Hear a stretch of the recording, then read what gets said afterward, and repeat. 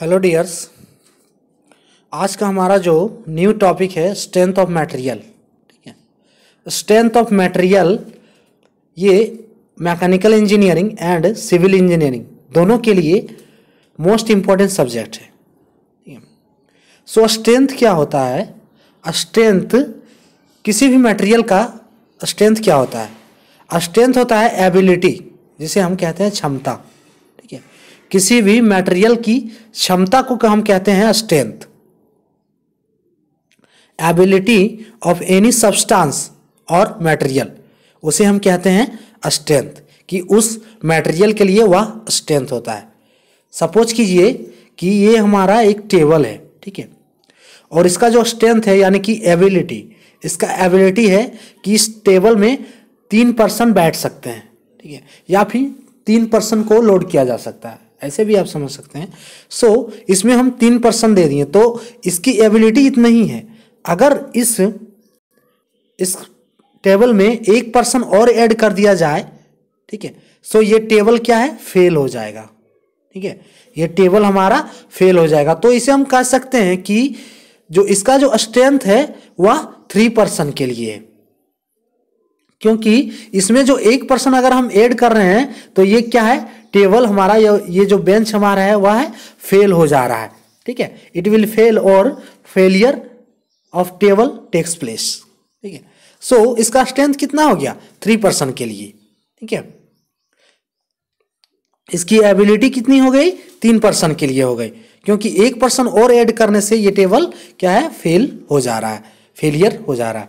सो ये हो गया स्ट्रेंथ। ठीक है, स्ट्रेंथ हमें बताता है कि किसी भी मटेरियल में या फिर किसी भी ऑब्जेक्ट में, कह सकते हैं किसी भी सब्सटेंस के लिए, उसमें लोड कैरिंग कैपेसिटी कितनी होती है।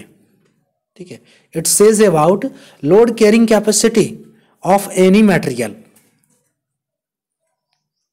It says about load carrying capacity of any material, ये हमें स्ट्रेंथ बताता है। ठीक है, हम कैसे जानेंगे कि जैसे हमारा कोई भी जो मटेरियल है वह कैसे फेल हो जाएगा, तो ये हमें लोड कैरिंग कैपेसिटी के द्वारा ये एक हमें रीजन देता है कि उसमें इतना लोड अप्लाई करने के बाद वो फेल हो जाता है। अब हमारा जो स्ट्रेंथ कितना है वो कैसे पता करेंगे? ठीक है, सो इसके लिए हमें इंफॉर्मेशन, 3 इंफॉर्मेशन है जो हमें पता कर सकते हैं कि स्ट्रेंथ इसका कितना है। कि व्हेन मटेरियल विल फेल, यानी कि मटेरियल हमारा कब फेल हो रहा है। ठीक है, ये हमें, तो हम पता कर लेंगे कि हमारा स्ट्रेंथ जो है यहीं तक है हमारा। सो नेक्स्ट है हाउ विल मटेरियल फेल। ठीक है, मटेरियल कैसे फेल हो रहा है, किस कारण से फेल हो रहा है। और तीसरा जो है after how much load applied it will fail, कितने लोड अप्लाइड करने के बाद जो है मटेरियल हमारा फेल हो जाएगा। After how much load applied it will fail, तो ये हमें बताता है स्ट्रेंथ। नेक्स्ट है, अब हम कैसे ऑब्जर्व करेंगे कि हमारा मटेरियल फेल हो जाएगा? तो it has been observe that under the action of this forces the material is first deform and then its failure takes place. ठीक है, जब किसी भी जैसे टेबल ले लिया हमने, तो या फिर कोई भी मटेरियल ले सकते हैं, तो किसी भी मटेरियल में जब हम फोर्स अप्लाइड करेंगे तो स्ट्रेंथ से, अगर फोर्स हमारा जो ज़्यादा है, ठीक है, उसकी एबिलिटी से हम ज़्यादा फोर्स अप्लाई करेंगे तो वो हमारा क्या हो जाएगा? डिफॉर्म हो जाएगा।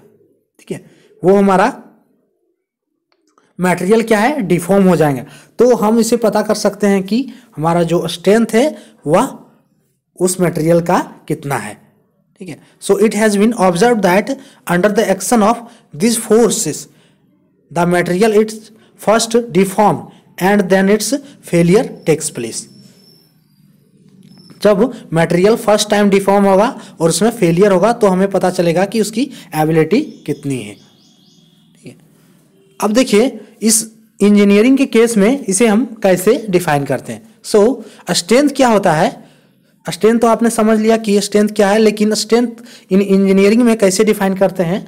स्ट्रेंथ इज मैक्सिमम वैल्यू ठीक है। Strength is the maximum value of stress which a material can sustain. ठीक है, उस मैक्सिमम वैल्यू को स्ट्रेंथ कहते हैं जो मटेरियल सस्टेन कर सकता है। ठीक है, उस मैक्सिमम वैल्यू के उस स्ट्रेस के मैक्सिमम वैल्यू को स्ट्रेंथ कहते हैं, यानी कि स्ट्रेस के उस मैक्सिमम वैल्यू को स्ट्रेंथ कहेंगे जो मटेरियल सस्टेन कर सकता है।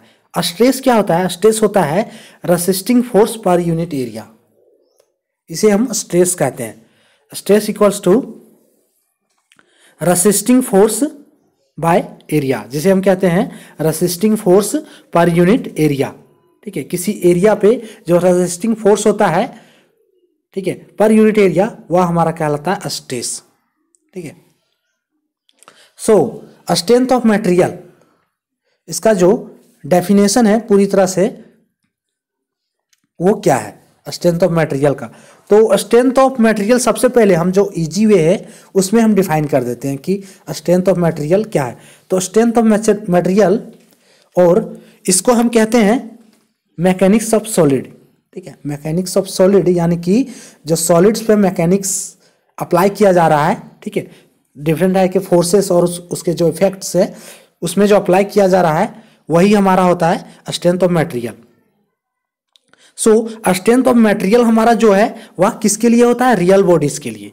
ठीक है, ये हाइपोथेटिकल बॉडी के लिए नहीं होता है या फिर जो इमेजिनरी बॉडी के लिए नहीं होता, ये हमारा होता है रियल बॉडी के लिए। ठीक है, रियल बॉडीज कह सकते हैं और इसे डिफॉर्मेबल बॉडीज कह सकते हैं और रेसिस्टेंस बॉडी कह सकते हैं। तीनों हमारा सेम ही है। ठीक है, सो ये अप्लाई होता है रियल बॉडीज और डिफॉर्मेबल बॉडीज और रेसिस्टेंस बॉडीज। तो हम इसे अब डिफाइन करते हैं। सो ये तो आप लोग, जैसे ये तो हमारा क्लियर ही हो गया कि स्ट्रेंथ ऑफ मटेरियल क्या है। तो आप डेफिनेशन में इसको आप नोट कर सकते हैं कि स्ट्रेंथ ऑफ मटेरियल और मैकेनिक्स ऑफ सॉलिड ये क्या है। तो ये है in which we study the deformation about real bodies और डिफॉर्मेबल बॉडीज और रेसिस्टेंस बॉडीज। तो यही हमारा होगा strength of materials. in which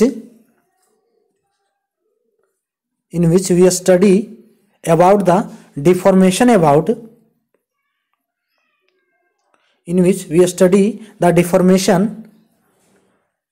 about real bodies, deformable bodies और resistance bodies।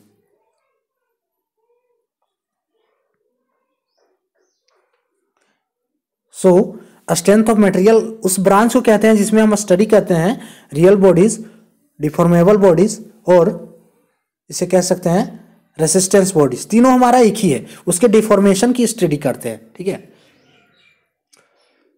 इसे दूसरी तरह से डिफाइन कर सकते हैं कि ए detail study of forces and their effects, यही हमारा कहलाता है मैकेनिक्स ऑफ सॉलिड। ठीक है, इसका दूसरा नाम मैकेनिक्स ऑफ सॉलिड है। तो ये क्यों कहा जाता है? इसी वजह से क्या कहा जाता है कि इसमें फोर्सेस और उसके इफेक्ट्स को अप्लाई करते हैं। ठीक है, so a detail study of forces and their effects along with some suitable protective measures, along with some suitable protective measures for the safe working conditions is known as strength of material। ठीक है, ये detail study of forces and their effects acting with same suitable protective measures for the safe working condition is known as strength of material. ठीक है, ये हमारा कहलाता है strength of material, कि किसी सुटेबल प्रोटेक्टिव मेजर्स के लिए जो है फोर्सेस और उसके इफेक्ट का स्टडी, ठीक है, वो हमारा कहलाता है स्ट्रेंथ ऑफ मटेरियल्स। तो ये था हमारा आज का topic strength of material. Thank for watching.